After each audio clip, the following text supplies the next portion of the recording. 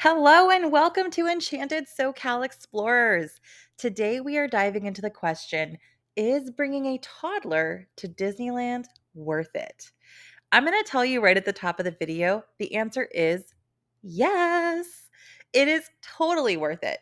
Now, let me present the evidence. Exhibit 1, they get in for free. I know I said this in our last video, but it is so incredible. It has to be mentioned again. Kids under 3 get into Disneyland and California Adventure completely free. So that on its own may make it worth it for you. But I know that in the question of whether or not it's worth it, we have to consider more than just the monetary cost. The bigger question here is whether it's worth it for us, the adults, to go through all the trouble of a Disney trip for our kids who are under 3.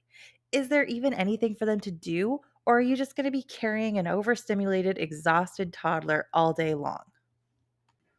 While I can't guarantee that you won't be carrying an overstimulated or exhausted toddler at any point in your Disney day, as a matter of fact, I can almost guarantee it will happen at least once. This is just the reality of being in Disneyland with a toddler. Am I right?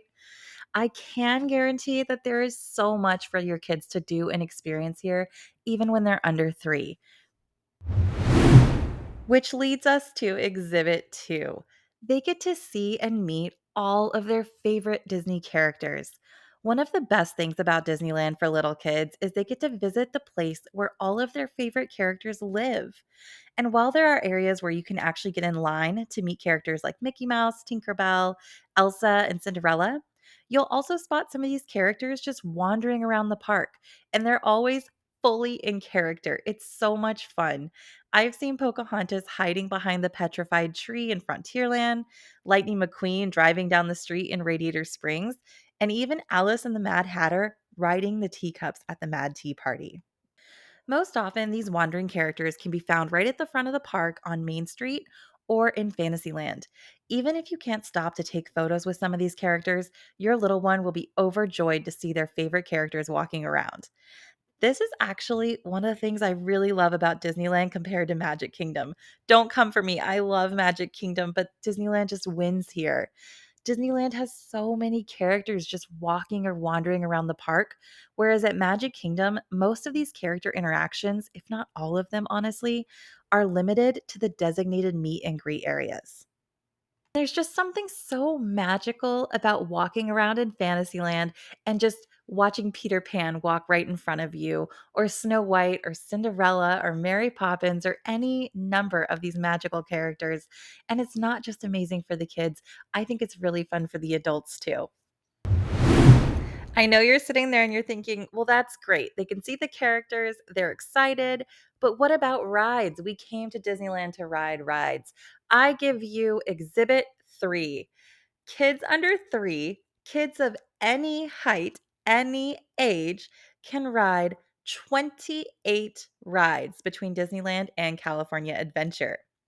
In Disneyland, the rides that are any height are Alice in Wonderland, Astro Orbiter, Buzz Lightyear Astro Blasters, Casey Jr. Circus Train, the Disneyland Railroad, Dumbo the Flying Elephant, Finding Nemo Submarine Voyage, Haunted Mansion, It's a Small World, Jungle Cruise, Mad Tea Party, The Many Adventures of Winnie the Pooh, Mark Twain Riverboat, Mickey and Minnie's Runaway Railway, Mr. Toad's Wild Ride, Peter Pan's Flight, Pinocchio's Daring Journey, Pirates of the Caribbean, Roger Rabbit's Cartoon Spin, Snow White's Enchanted Wish, and Storybook Land Canal Boats. Over at California Adventure, our little ones can ride Golden Zephyr, Inside Out Emotional Whirlwind, Jessie's Critter Carousel, The Little Mermaid Ariel's Undersea Adventure, Monsters Inc. Mike and Sully to the Rescue, Pixar Pal Around, Toy Story Midway Mania, and Web Slingers A Spider Man Adventure. I don't know about you, but that sounds like a full day to me. And that is just the any height rides. If your toddler is a little bit bigger, there are a few more attractions that you can ride. I'm not going to list them all here. The purpose of this is just for our little ones who probably are only going to be riding those any height rides. But hey, 28 rides? I'm not even sure you could do all of those in one day. Just saying. Now, that list does contain some of my favorite rides that Disneyland offers, like It's a Small World and Mickey and Minnie's Runaway Railway. But you don't have to miss out on the big rides like Incredicoaster, Indiana Jones, and Big Thunder just because you've come to Disneyland with a toddler. How are you going to experience these attractions? I give you Exhibit 4. You're going to utilize the Rider Switch service. Rider Switch is a fantastic service Disneyland offers, which allows you to ride the ride, switch with your partner who's waiting with your toddler, and then that person waits in a shorter line to experience the attraction. All you have to do is let the cast member at the front of the attraction know that you'd like to use Rider Switch. They'll scan your tickets and have you wait in the standby line while your partner stays back with the little one. Once you've ridden the attraction, your partner will go to the cast member at the front and present their ticket.